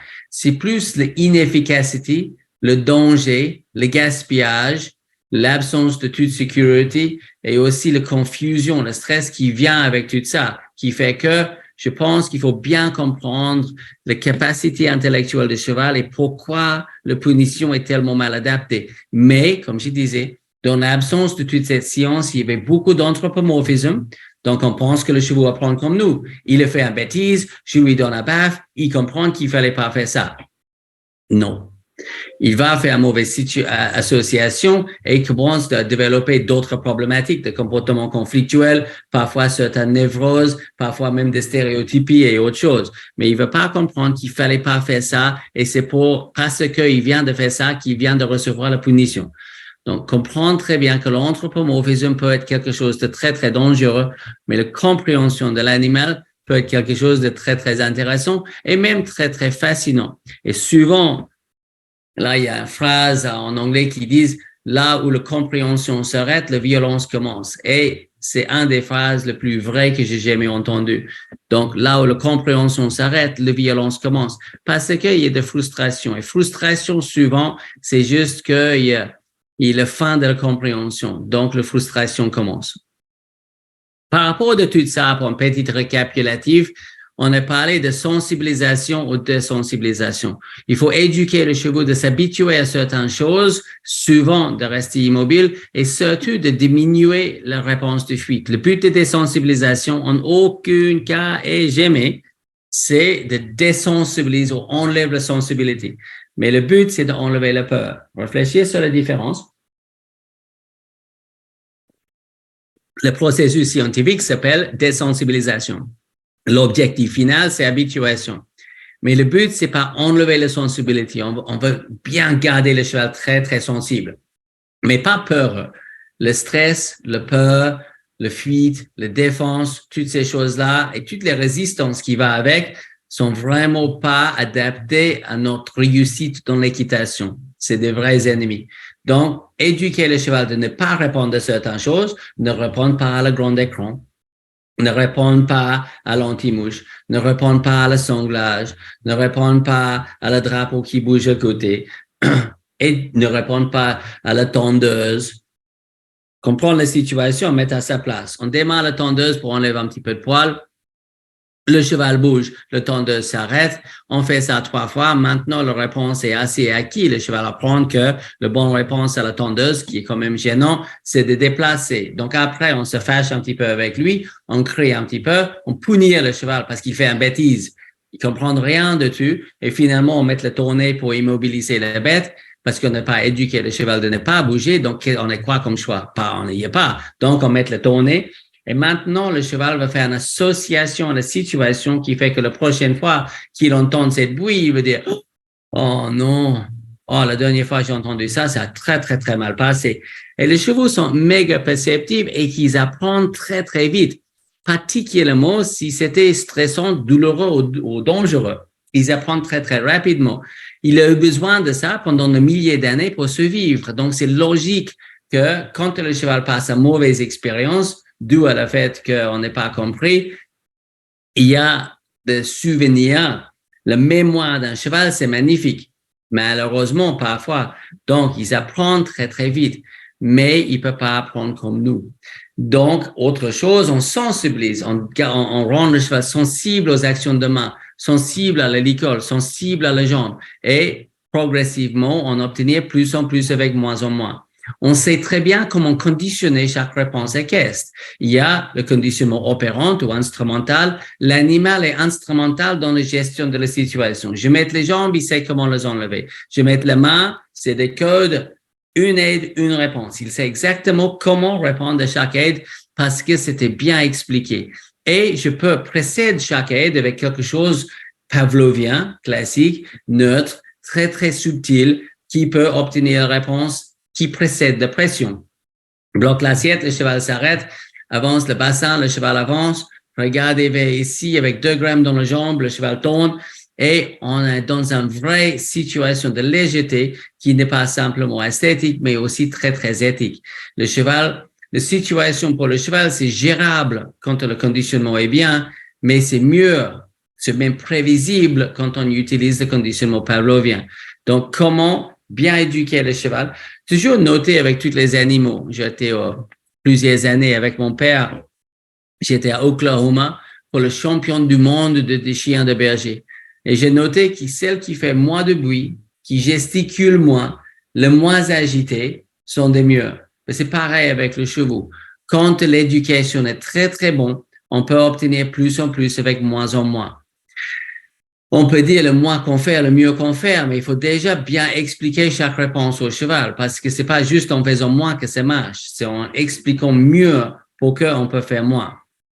On a 2 types de renforcement. Renforcement négatif, on enlève la demande au bon moment, pas au mauvais moment, pas quand il y a une défense ou autre chose, mais on enlève la pression au bon moment. Renforcement positif, on ajoute quelque chose qu'il aime après la bonne réponse. 2 types de punition également. Négative, j'enlève la nourriture, j'enlève quelque chose qu'il aime. Positive, j'ajoute quelque chose qu'il n'aime pas. Voilà la différence entre le renforcement et la punition.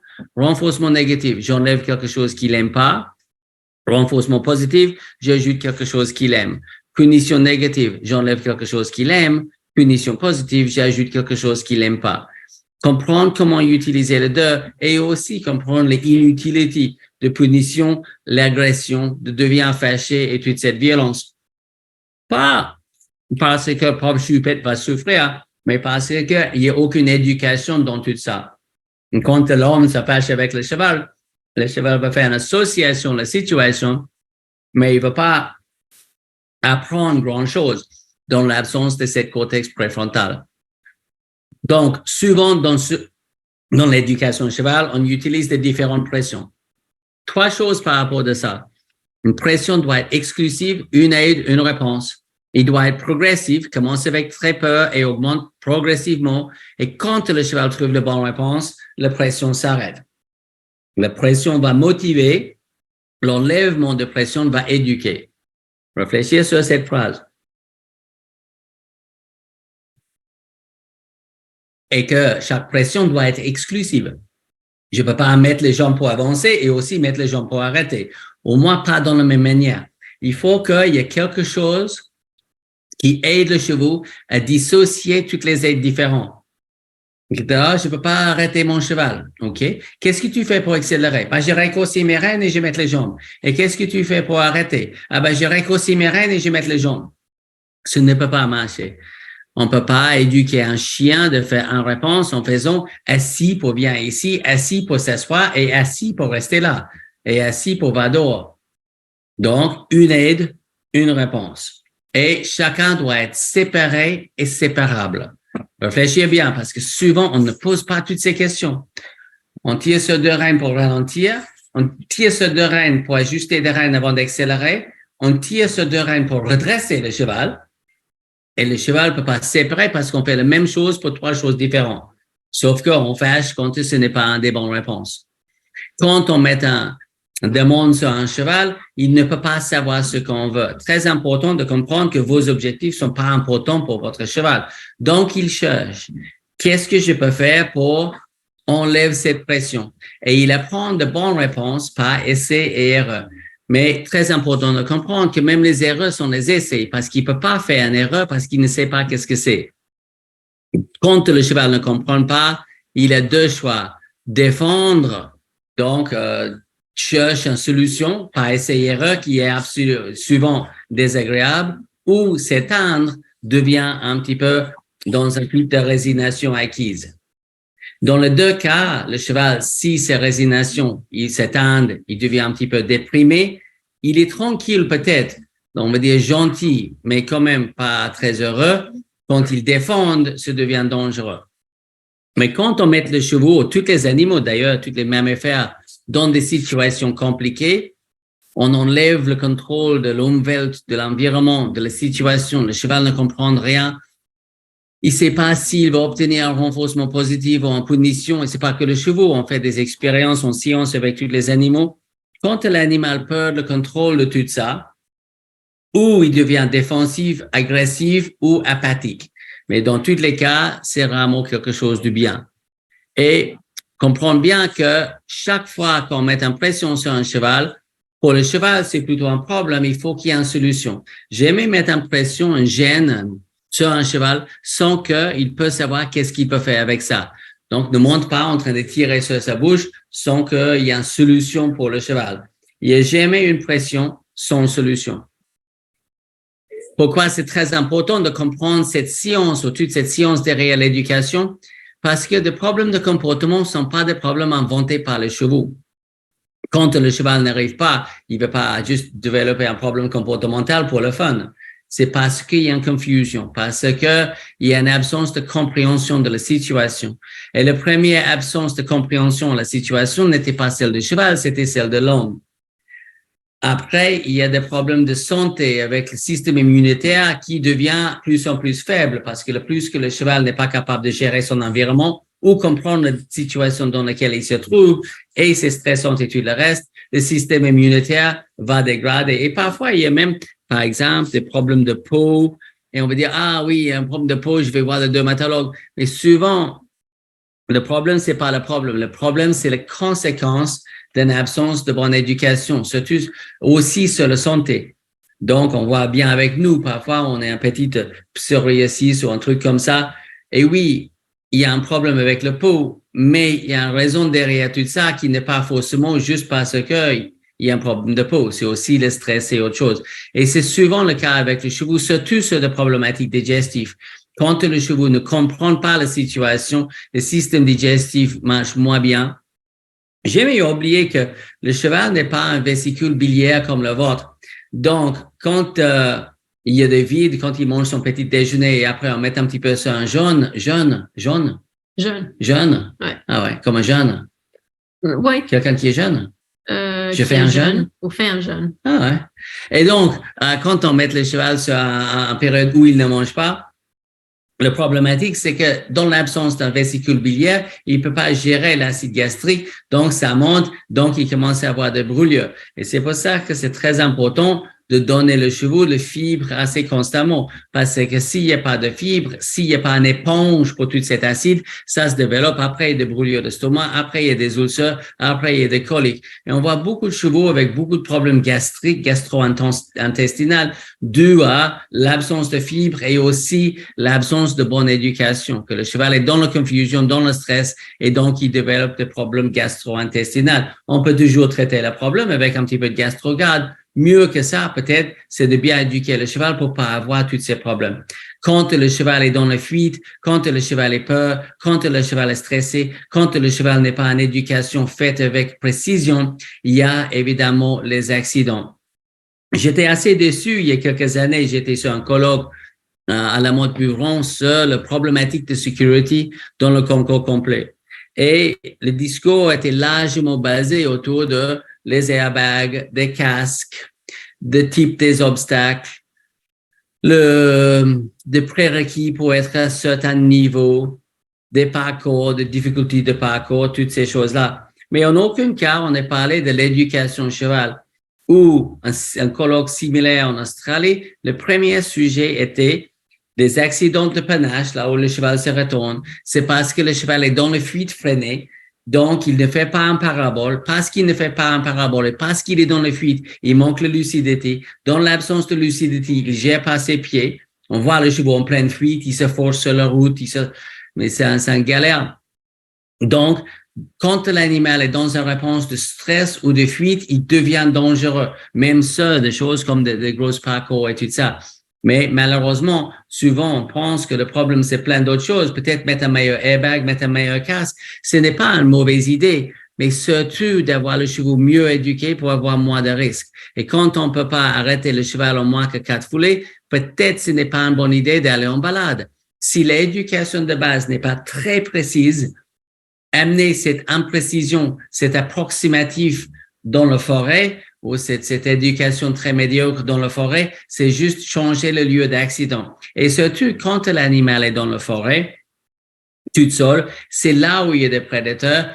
Toutes les réponses herbivores vont se déclencher. Après, le cheval se sépare avec ses amis ou il s'est mis vraiment dans un aspect de troupeau. Donc maintenant, on peut plus gérer le cheval. On est assis sur un cheval qui fait partie d'un troupeau de chevaux. Et là, on n'est plus aucun contrôle. Mais peut-être le contrôle de base ou l'éducation de base n'était pas assez précise et on se trouve dans une situation qui met en évidence cette absence d'éducation. Si l'éducation de base est faite avec beaucoup de précision, vous devrez être capable d'amener le cheval à la plage et l'éducation reste la même. Bien sûr, on fait pas ça brutalement. On va éduquer le cheval dans un environnement facile. On va changer des environnements progressivement, plus en plus difficiles. Et finalement, on amène cette éducation dans un grand salon. On amène cette éducation dans un grand arène devant 20 000 personnes ou devant l'écran, avec des tentes autour, dans des grosses concours. Mais j'ai déjà amené l'éducation d'un cheval ou de même un os dans des grosses manifestations comme Equitana, comme les Jeux équestres mondiaux. Là, on est en train de négocier sur quelques petites choses pendant les Jeux olympiques. Donc, on se discute, mais moi, j'avais besoin d'un petit peu d'informations sur, OK, j'amène le cheval dans quel environnement pour que je sache, OK, il faut que je mette en place l'éducation adaptée à la situation pour que mon animal n'est pas stressé dans cet environnement. Et on peut toujours mettre en place une bonne éducation, il faut juste savoir comment. Il y a aussi beaucoup de frustration, beaucoup de colère. J'ai des chiens qui veulent parler avec moi tout en même temps. Donc, beaucoup de frustration, beaucoup de colère, dû à le fait qu'il y a une absence de compréhension. Comme je viens de dire, là où l'éducation, la compétence s'arrête, la violence commence. Et après, le peur, c'est vraiment lié à l'appréhension due à l'absence de compréhension. Si vous me dites, prendre cet avion et faire un petit tour avec, c'est sûr que vous ne devrez pas bien avec moi parce que je ne suis pas compétent. Mais quand je parle avec un pilote, je vois bien que lui n'est pas très stressé. Il sait, il comprend l'aviation, l'avion. Donc, dans la compréhension, il y a moins d'appréhension. Mais malheureusement, des vraies explications sur cet animal, comment il apprend à comprendre, n'étaient pas faites. Donc, parfois, je comprends le stress et la peur. Et moi aussi, dans ma jeunesse, quand j'ai des brais de chevaux et tout ça, j'étais assez peureux, assez stressé, mais il y avait plein de choses que je n'ai pas compris. L'information était beaucoup, beaucoup moins accessible qu'aujourd'hui. Et finalement, quand la passion n'est plus passionnant, ou quand elle se devient plus en plus une frustration qu'une fascination, on arrête cette passion, on met le cheval dans un prairie quelque part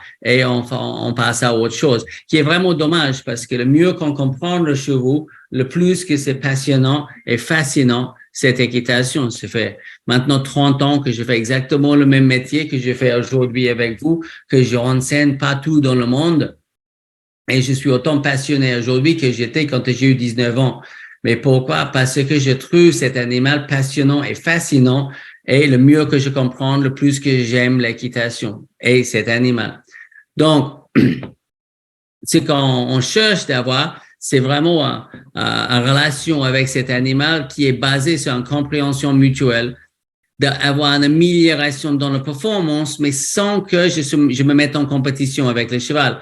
Là, sur cette image-là, il y a Maxime, un de mes élèves, en train de sauter de belles obstacles, mais avec un minimum de contraintes. Donc, le moins qu'il y ait la contrainte, le moins qu'il y ait la capacité de défense et tout ça. Mais aussi, il remplace les contraintes par l'éducation. Un peu comme avec un chien. On a besoin de la laisse. OK? Mais si l'éducation est bien, on peut enlever la laisse et l'éducation, ça reste. C'est le test de vérité. Quand on enlève la contrainte, il y a quoi qui reste? La vérité. Donc là, Maxime est en train de faire un bel test de vérité, sauter les obstacles de taille assez conséquente, mais avec un minimum de contraintes. On enlève la contrainte et voir qu'est-ce qu'il y a qui reste. Au sol, c'est pareil. Quand on enlève le licol, il y a une seule chose qui reste, la vérité. Donc, imaginez si vous mettez au milieu d'une carrière ou un paddock, un pâture, et vous enlevez le licol de votre cheval, est-ce que vous êtes encore capable de communiquer ou est-ce que le cheval s'en va? Si le cheval s'en va, c'est totalement normal. C'est juste qu'il n'y a pas encore d'éducation. Mais quand les animaux sont éduqués, vous enlevez le licol et le cheval y reste et vous pouvez continuer à travailler avec le cheval malgré l'absence de licol et longe. Et non, c'est pas le spectacle, c'est l'éducation. Quand j'enlève le laisse sur mon chien, l'éducation va être mise à l'épreuve. S'il est bien éduqué, il reste. S'il est mal éduqué, il va aller ailleurs. Et c'est la précision sur l'éducation qui est très, très important. Et pour être précise, il faut surtout comment comprendre, comment faire. Et ça, c'est notre boulot, apprendre pour comprendre, être en confiance avec l'animal. Plus qu'on comprend, le moins qu'on appréhende, sentir en sécurité, je comprends très, très, très bien ça. Mais moi, avec un petit peu plus des années maintenant, je trouve que le terre est devenu assez dur, donc j'ai pas du tout envie de tomber. Mais je sais que si je peux expliquer bien que l'équitation n'est pas dangereux. Mais si on fait ça avec les approximations, c'est très dangereux. Et je trouve que c'est totalement fascinant et pas frustrant.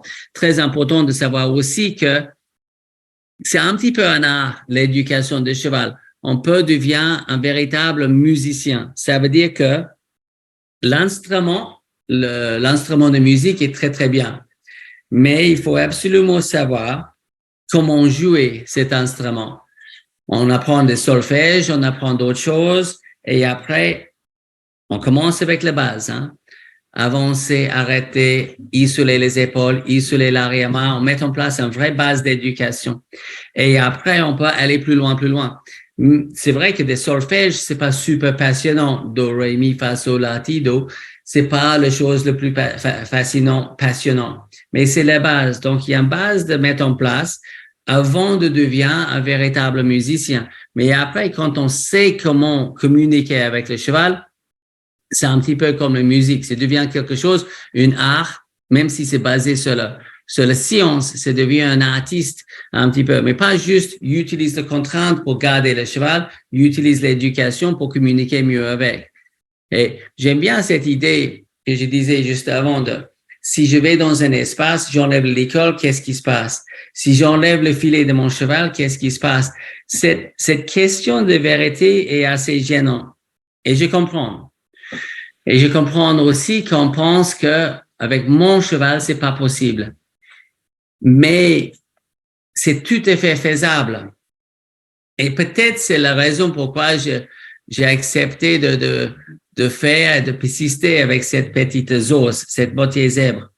Je trouvais qu'en étant moitié zèbre, elle pouvait montrer aux autres, elle est à la retraite maintenant, elle est 26 ans, mais je pouvais montrer aux autres que même avec des animaux moitié sauvages comme Azoros et même avec la réputation qu'ils ont, parce qu'il y a beaucoup qui disent « Oh, on peut pas éduquer ces animaux-là ». Je faisais pareil avec des mules et avec plein de races de chevaux différents.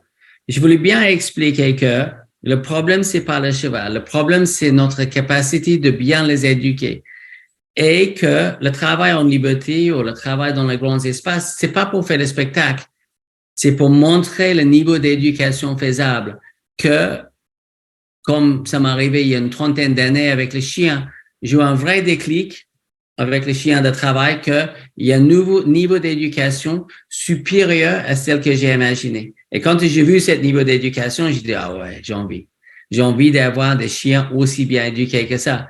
Pas simplement pour moi, mais aussi pour les chiens. Le mieux qu'on éduque les animaux, le plus qu'ils sont heureux. Ils sont dans une situation compréhensible.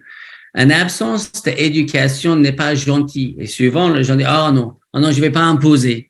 Je vais pas imposer sur le cheval et imposer toutes ces choses-là. Cette absence d'éducation n'est pas quelque chose de gentil pour un animal. C'est en fait presque cruel. Au moins, je laisse les miens faire ce qu'ils veulent.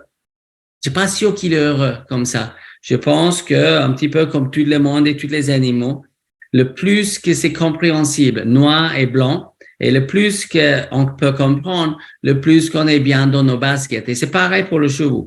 Les chevaux mal éduqués sont pas des chevaux heureux. C'est les chevaux stressés, c'est les chevaux gênés, c'est les chevaux qui développent la défense, c'est des cavaliers qui se mettent en danger. Il n'y a pas de bonheur là-dedans. Donc, meilleure l'éducation, est-ce que ça demande que parfois on est rigoureux, on est strict déjà avec nous-mêmes? Oui, et précise, très, très précise. Mais dans une absence de précision, il y a quoi? Ou, si je dis dans une absence de contrôle, c'est quoi? En anglais, on dit, il y a in control ou out of control. Mais il n'y a pas les deux. Ou vous avez le contrôle de la situation parce qu'il y a l'éducation, ou vous n'avez pas de contrôle de la situation parce qu'il n'y a pas d'éducation. Mais c'est pas, oh, j'ai un petit peu de contrôle, mais pas trop. OK, mais quand la situation dégrade, vous allez être au contrôle. Donc, in control ou au contrôle. Et je pense qu'avec 600 kilos d'animal, in control, c'est mieux pour la santé.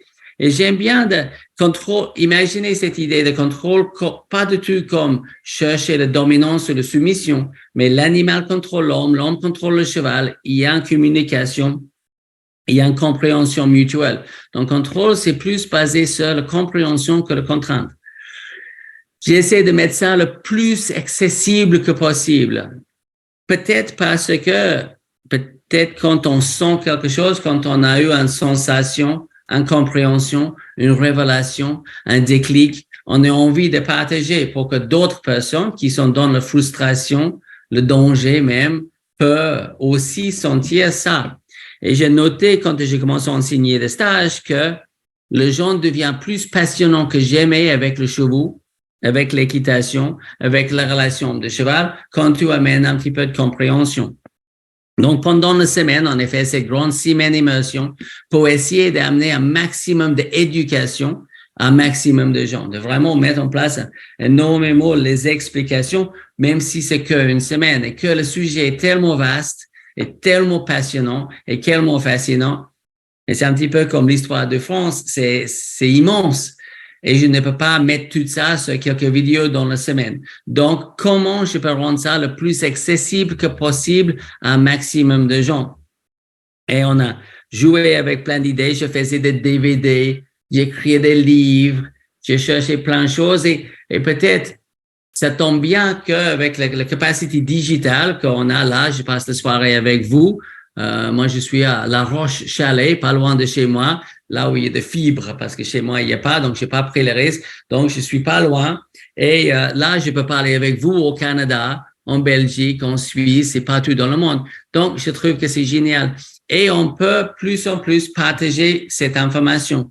Et parce que le sujet n'est pas que le technique, notre objectif, c'est pas vraiment former des techniciens. Parce qu'il y a plein de techniques qui va bien, mais éduquer le cheval de répondre aux techniques. Donc, c'est vraiment comprendre le principe de l'éducation cheval pour avoir plus de plaisir, plus de sécurité, plus de performance et qu'il y a une vraie communication entre homme et cheval, que tout le monde va mieux, le mieux que possible. Comment je peux rendre ça accessible à une masse?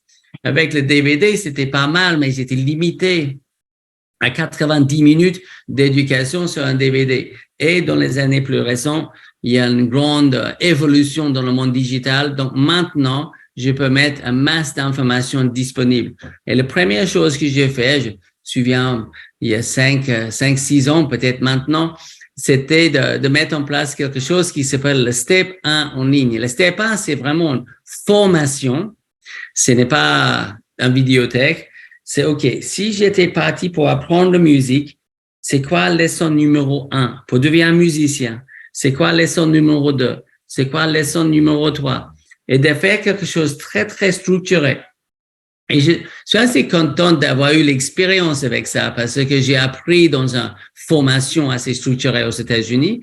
Après, j'ai fait la méthode Licence, à la Sens où c'était pas mal. J'ai fait quelques erreurs de parcours, mais c'était la première fois que j'ai construit une formation.